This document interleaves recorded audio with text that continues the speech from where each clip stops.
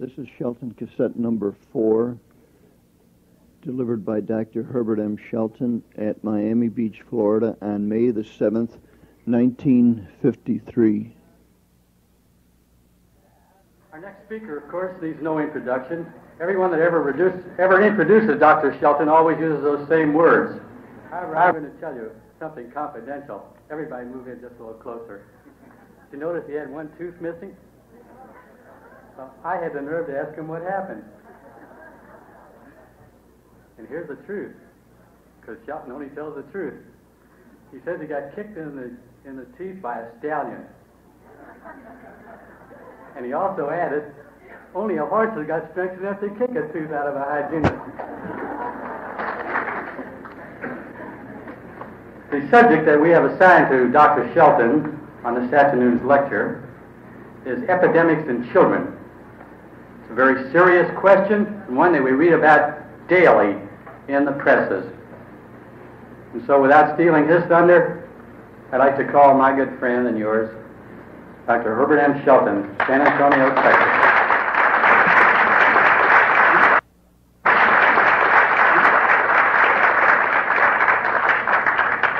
Thank you, Dad. Now that all of you have had your curiosity satisfied about those teeth of mine, and actually there's more than one tooth missing. There are 3 missing and 3 more to go. As a matter of fact, I have great difficulty in biting anything. I can chew, but biting is out of the question.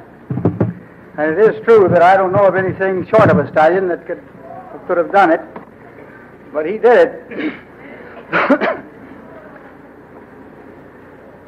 There are many things that we do not know. There's at least 2 or 3 things that I don't know. I believe that Dr. John Curcio admits that there's one thing that he doesn't know. I doubt that Dr. Kahn knows everything yet. And in relation to this subject of epidemics, there's much yet to be learned. I think there's much that we do know, but I think there's much yet that we'll learn, or our grandchildren will learn in the future. So I'm going to discuss with you this evening epidemics in children as far as our knowledge extends. In the first place, as I mentioned to you last night, I believe it was, in answering some of your questions, an epidemic is mass sickness. And mass sickness requires some general enervating or prostrating influence that brings down or prostrates whole groups of people at one time. I know that it is generally thought that epidemics are due to the fact that somebody develops a disease, nobody knows how. There's always that first case and nobody knows how it developed. And then the disease spreads from that center, from person to person, by some means. Usually it is assumed that the wind or the air or articles of clothing or something else carries germs from one person to another. You're advised, for instance, not to sneeze if you have a cold or a cough in the presence of others, because a cough sends germs for about 12 feet away from you, and anybody in front of you will breathe those germs. Well, he wouldn't have to. The germs that were supposed to be the cause of colds were already in his nose and throat before you sneezed. They're practically omnipresent. You live in an ocean of germs. You were born into a world that is literally reeking with them. They're in the air you breathe. They're in the water you drink. They're in the food you eat. They're on your hands. They're on everything that you come in contact with. And it is not possible for you to avoid them unless you were brought up under a glass cage with a Bunsen burner under your nose, and that glass cage sprayed with a solution of formaldehyde at all times. You would live all your life in contact with germs of all kinds. If these germs are the cause of our diseases, our so-called infectious diseases, then the whole population should be at all times in the throes of not one epidemic, but several. There should not be a time in the year when there aren't epidemics, not confined to Miami or to New York or to San Francisco, but worldwide, because they're here at all times. Now, to get around that, our medical friends and bacteriologists have invented a funny idea that germs lose their virulence at times and they regain it at other times. So when they lose during those periods when they have lost their virulence, well, you're safe. And when they regain their virulence by some kind of a process that nobody knows anything about, then they start an epidemic.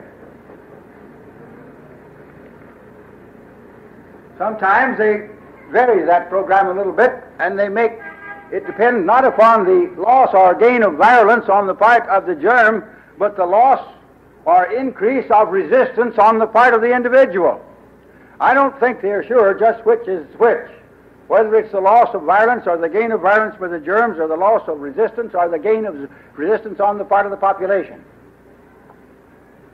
But anyhow, they can fall back on one or the other at any time they want to in explaining the origin of an epidemic or the failure of one of the threatened epidemics to develop. They like to threaten us every once in a while with an epidemic. A few years ago, for example, they told us that particular year was smallpox year.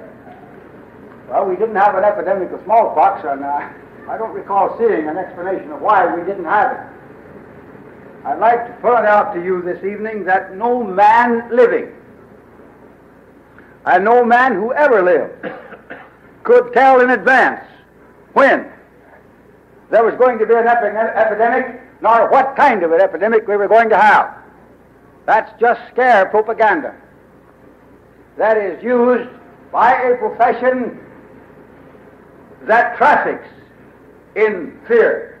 They believe in frightening you, because only thus can they keep you making a track to their offices and taking their poisons, letting them remove your organs. At the same time, of course, they remove your purse. At least when they get through with you, you don't any longer have need for a purse. You're in somewhat the position I was in once when I was just a little boy. One of my neighbors wanted me to do some work for him. There's some little minor something, didn't amount to anything, so I did it, and he handed me a dime. Of course, that was in the days when a dime was a dime. Nowadays, it's not even half a cent. But so I had a dime, and I wondered what I was going to do with it. I went down to the nearby store, and I looked around, and I saw some pocket books. I said, gee, I've got to have a pocketbook to put this dime in. So I bought a pocketbook for a dime. I got the pocketbook, and then I suddenly realized I didn't have a dime to put in it.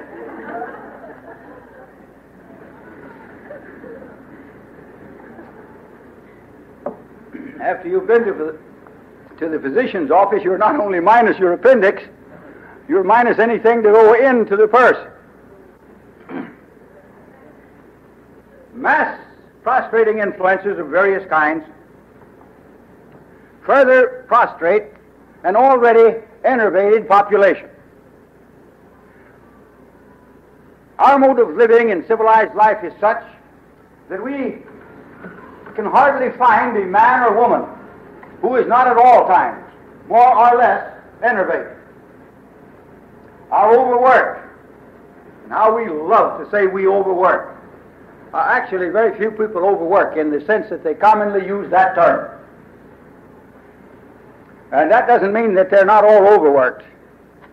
George Bernard Shaw once helped a group of anthropologists and various other technically trained men to investigate the living habits and the working habits of businessmen in London.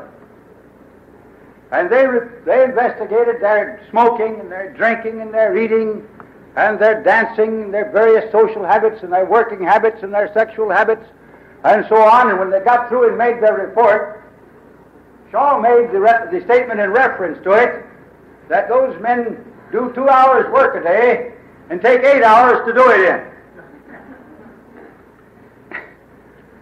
Most of the people who complain that they're overworking are doing just that.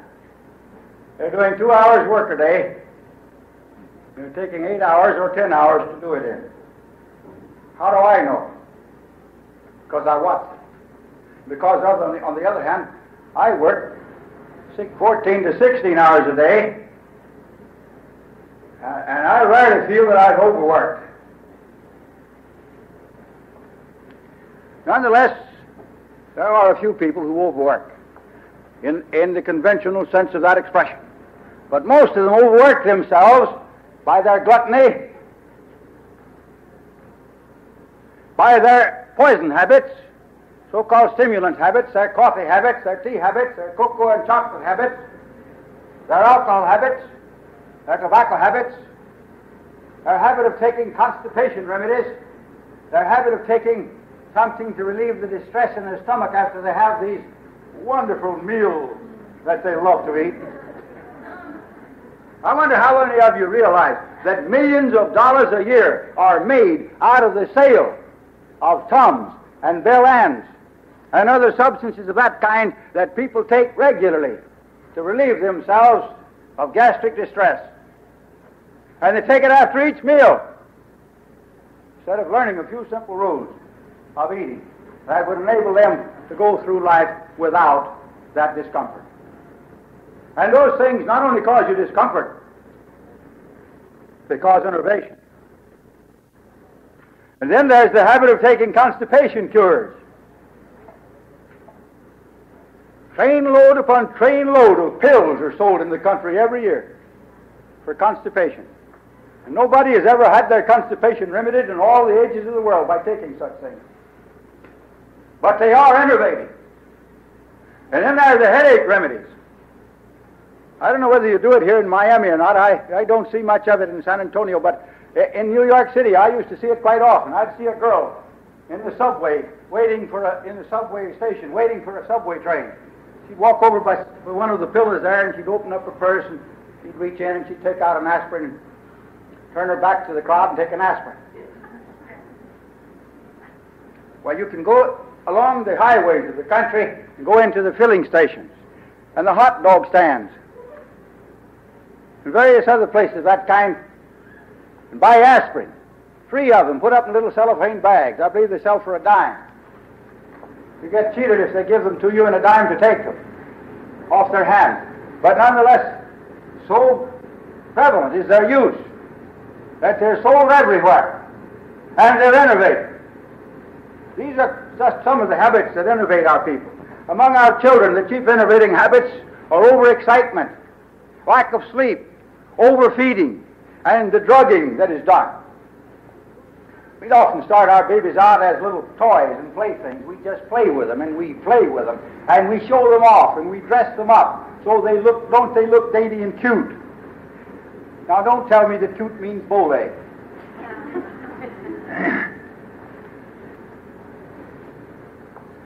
And we like to show them off when they ought to be asleep. And we wake them up to feed them.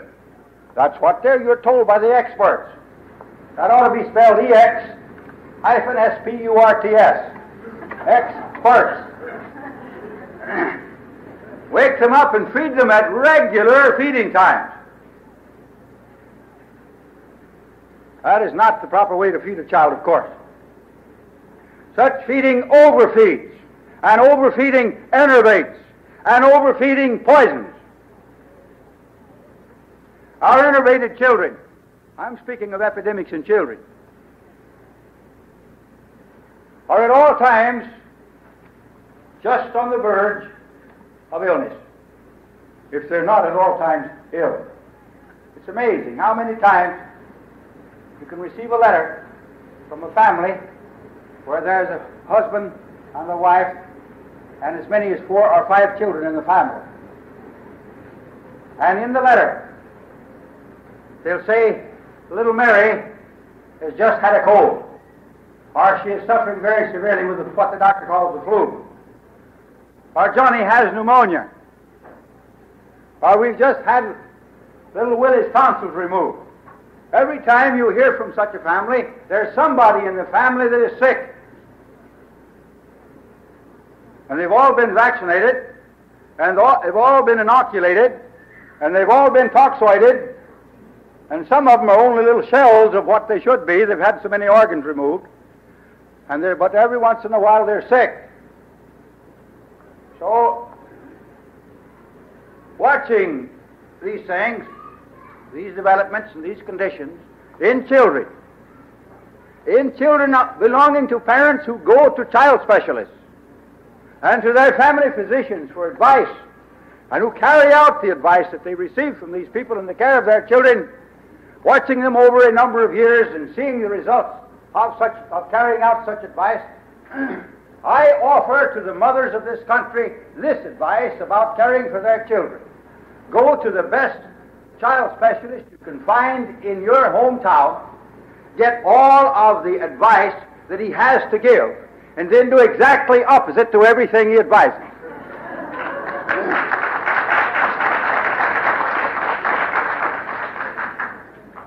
You'll be right more often than wrong if you do that.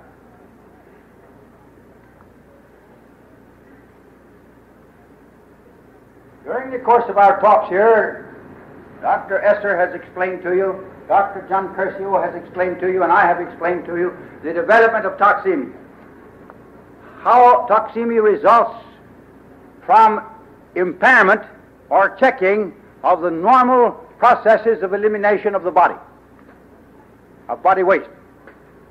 These wastes, when they're not fully eliminated, accumulate in the blood, in the lymph, and in the tissues of the body.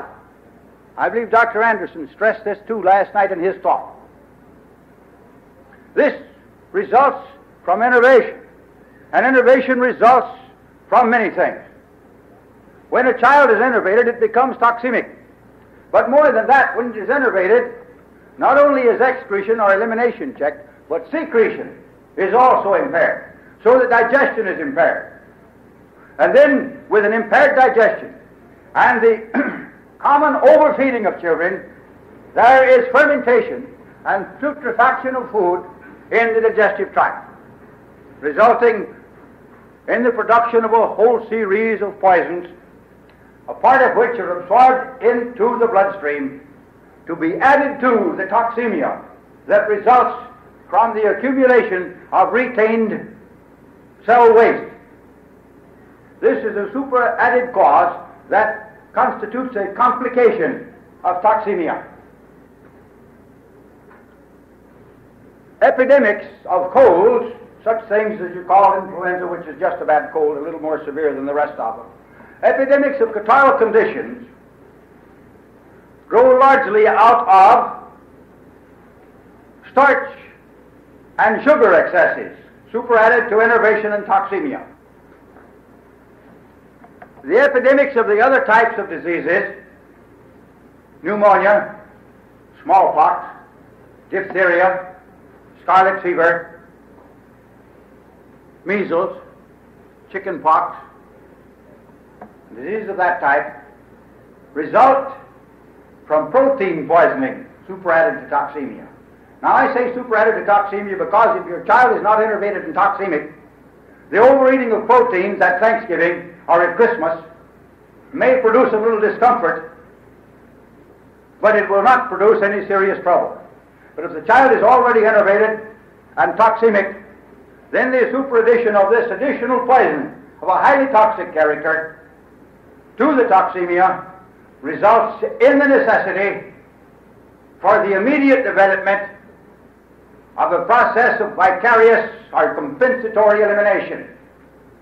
Now, the two chief channels through which the body eliminates toxins, I mean vicariously now, are the mucous membranes, which is the internal skin, and the skin on the outside of the body. Largely through the internal skin in the form of a catarrhal secretion or excretion, and through the external skin in the form of skin eruptions, as you see in measles, scarlet fever, and so forth.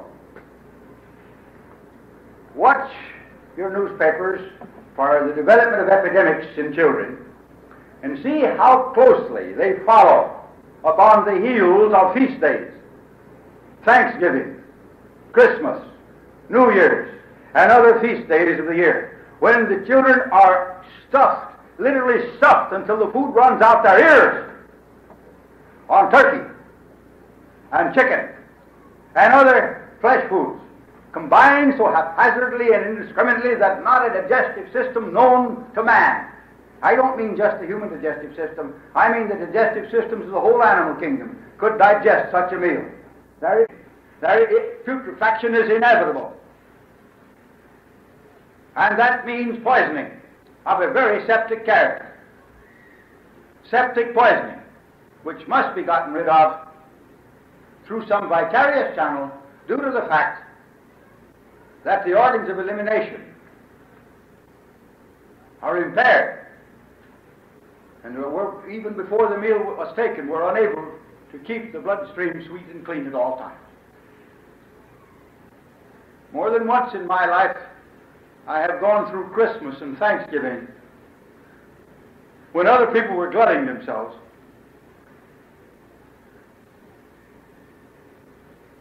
Fasting.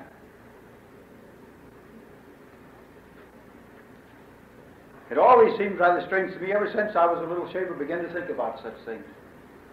It seemed rather strange to me that people would celebrate the birth of their Savior by getting drunk, making a loud noise, and making a pig of themselves.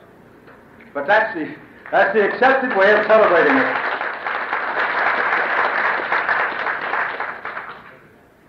We give the children not only these Thanksgiving dinners and Christmas dinners, but we follow it with a lot of candy, or accompany it with a lot of candy. Cranberry sauce, and other things of that kind that guarantee indigestion. And what is indigestion? It's putrefaction and fermentation of food in the digestive tract. Nothing more, nothing less. That's indigestion. And it means poisoning. Poisoning from without. Nothing is in the body that has not passed through either the internal skin or the external skin and gotten into the bloodstream or into the tissues beneath, or between rather, those two skins or those two membranes.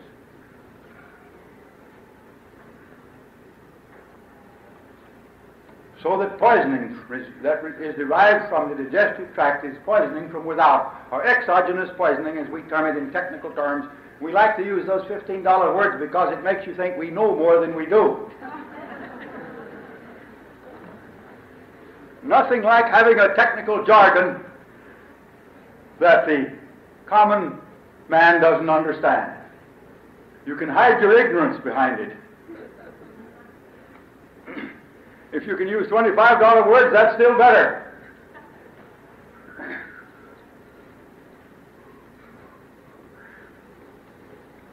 To avoid epidemics in your children of all kinds, don't worry about the fact that the child next door has measles or scarlet fever, and you've got to keep your child in the house lest it gets scarlet fever or measles.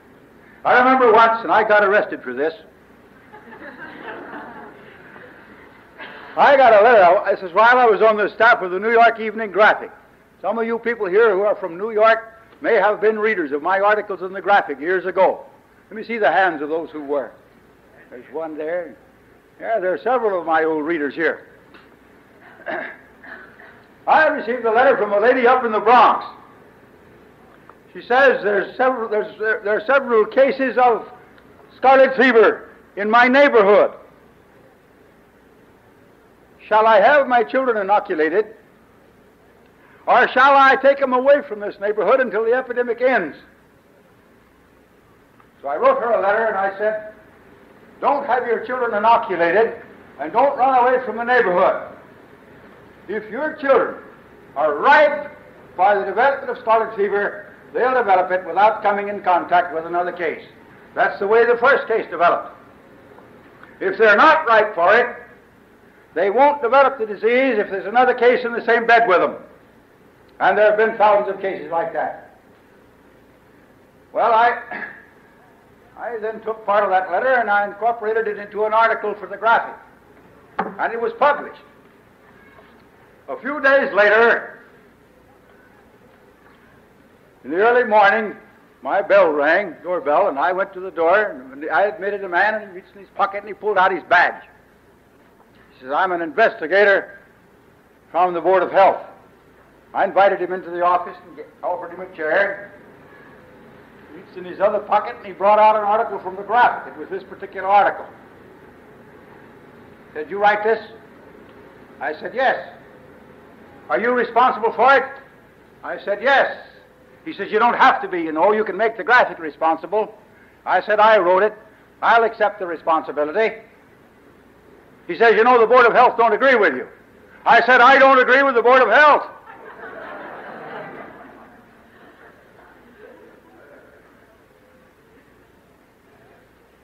He says, you don't like for things like this to be written and published.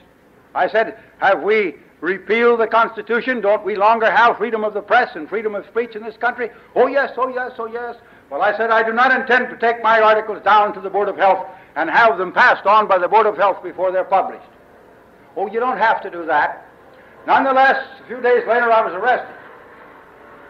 But when I came to trial, can you imagine that the gentleman who came and found out whether I was responsible for the article or not was in the courtroom with the article, and it was given to the court as evidence against me? I was practicing medicine without a license. I wouldn't practice medicine if I had a license.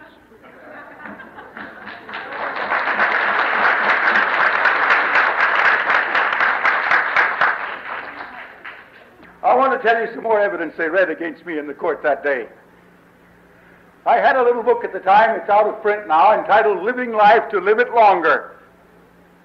Now you can imagine in a book of that type that I must have told the people how to take drugs to live. Living life to live it longer.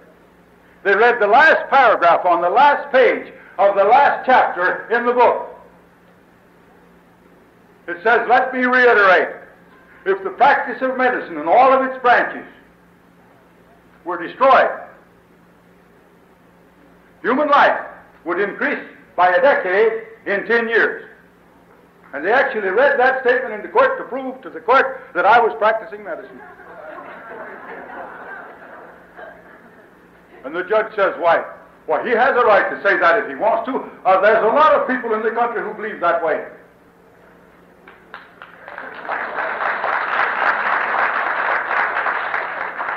What they were trying to do was to show that I was guilty of medical heresy. They wanted to burn me at the stake or consign me to the fond embraces of the Iron Virgin or something of that kind. They wanted to get rid of me anyhow. They didn't. I'm still around and I'm still kicking. I expect to be here a long time yet.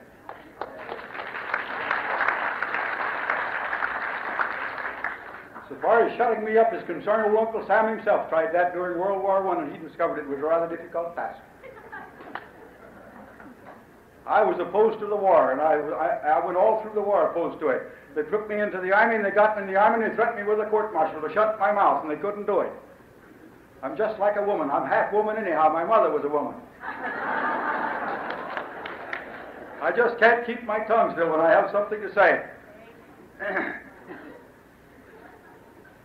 And so long as I have anything to say about this medical profession and its practices and its evils, I'm going to keep saying them.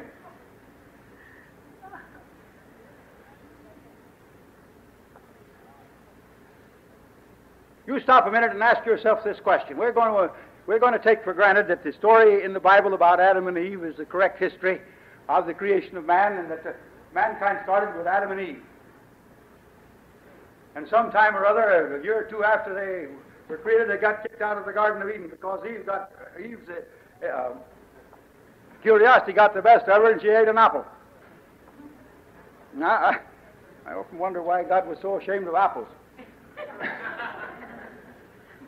Nonetheless, sometime between Adam and Eve and you and me, somebody developed the first case of smallpox. He didn't catch it from a prior case. He didn't come in contact with somebody else who had smallpox. His was the first case.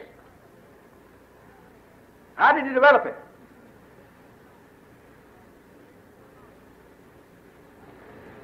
If one person can develop smallpox without coming in contact with another case, why cannot millions of cases develop without the contact with another case? Now, as a matter of common logic, we have to accept the fact that like causes produce like effects. And when effects vary, it's because the object upon which that cause operates varies. If one man can develop smallpox out of a given set of pathogenic circumstances, another man can develop smallpox out of the same given set of pathogenic circumstances, and they may be one of them in China and the other in New York City, too far apart for one to catch it from the other. Out of 100 people in the same neighborhood, living more or less alike, in the same toxemic state, subjected to the same environment, to the same exhausting influences, with the same type of constitution, with the same tendencies or diatheses, develop trouble at the same time or thereabouts, there's nothing strange in it that they should have the same trouble. That is, that they should all have smallpox or typhoid or pneumonia or something of the kind. But I'd call your attention to this fact too, that if there's 100 cases of smallpox in your neighborhood, no two of them will be alike. One of them will be so mild that the patient won't go to bed, and the other will be so violent that the patient will be dead in 24 to 36 hours. One of them will be so mild that they'll just doubt whether it's smallpox. And the other may be so severe that it may be the hemorrhagic kind. They may think it's Black Death or bubonic plague or something of the kind. They're not alike. These diagnoses they make are more or less arbitrary things. You're just sick. You've got an eruption. You've got a high fever. But your eruption is somewhat different to the eruption your neighbor has, or even somebody else in the same house with you, or in the same family. And your fever isn't as high, or it's a little higher. And the other symptoms vary. Not something you caught from somebody else. So I'd like to emphasize that when your children become ill in the so-called epidemic, it's because you yourselves have been miscarrying for those children. Children's diseases are parents' mistakes.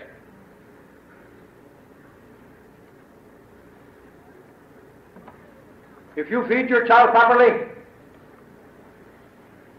if you see to it that that child gets plenty of rest and sleep, if you provide it with fresh air and with sunshine and with wholesome activity, if you do not drug it, if you do not let it enervate itself by overexcitement and too much play, you'll have a healthy child.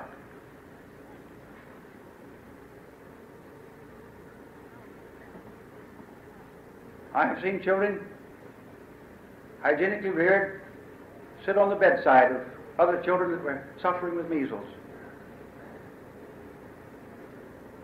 And they didn't have measles subsequent thereto.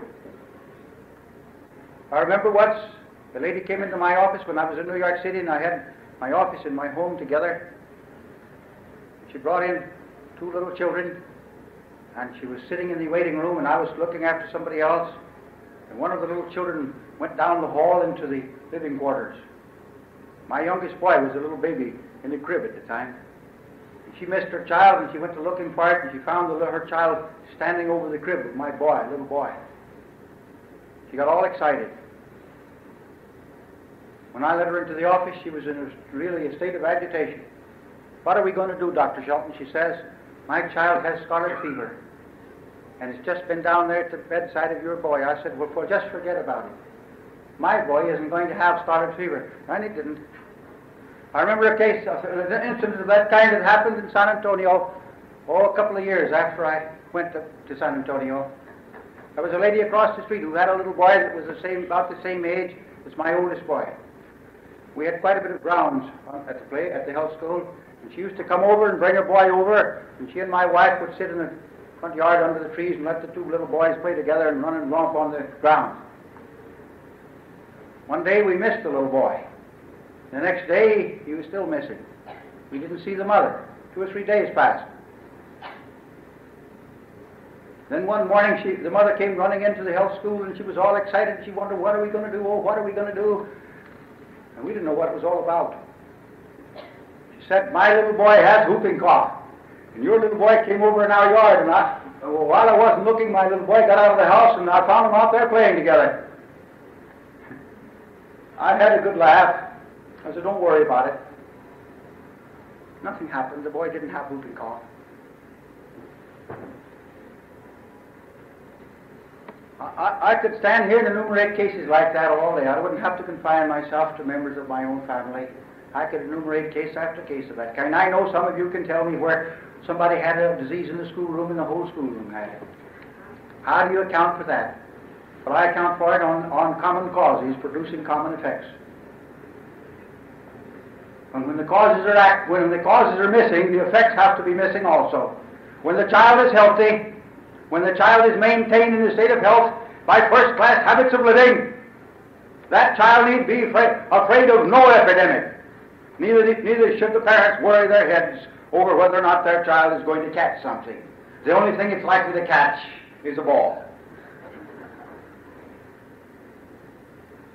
Now, if you've been foolish enough to bring your child up in such a way that it has developed, not caught, but developed, one of these so-called epidemic diseases, how should the child be cared for?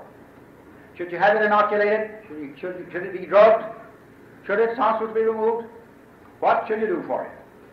Caring for that child is simplicity itself. In the first place, the disease itself is a remedial process. It's not something that needs to be killed or cured or subdued or subverted or suppressed or thwarted. It is something that should be permitted to complete its purification work. You do not treat the disease. You care for a child. You do not treat a heart. You care for a patient. It's the individual you have to care for. And only by improving the status, the physiological status of an individual as a whole can you expect to improve the condition of any particular part or organ of that individual. So, caring for this child, it's got fever, it's got a fast pulse, it's got a coated tongue, it's got a foul breath, may have a distress, it may have swelling of the stomach, it may have an eruption or whatnot. All you have to do with that child is put it in bed, give it nothing but water and plenty of fresh air, put it in a well-lighted room, give it all the fresh air it wants, nothing but water should pass its lips, keep it warm, let it rest, and keep all the scaremongers of the neighborhood out of the room. Don't quarantine the child, quarantine the neighbors.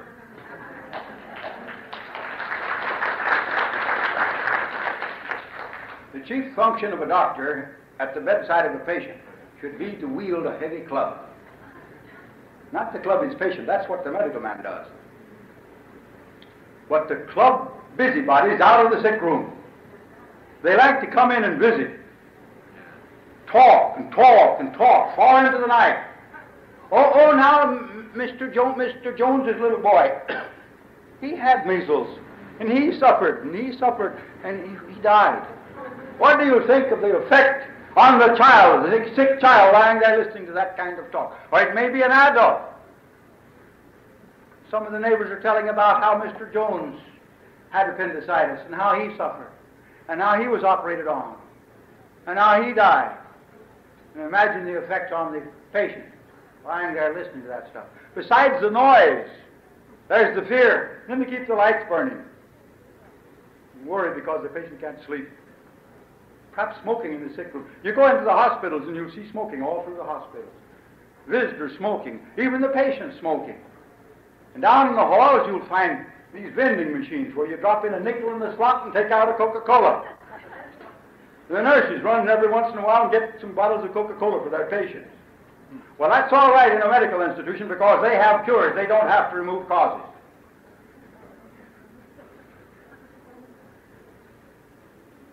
But all you have to do is to give your child an opportunity to recover, and it'll do so. In other words, if you don't kill the child with treatment, its own unaided efforts will restore it to health within a few hours to a few days, without complications and without sequel. Thank you.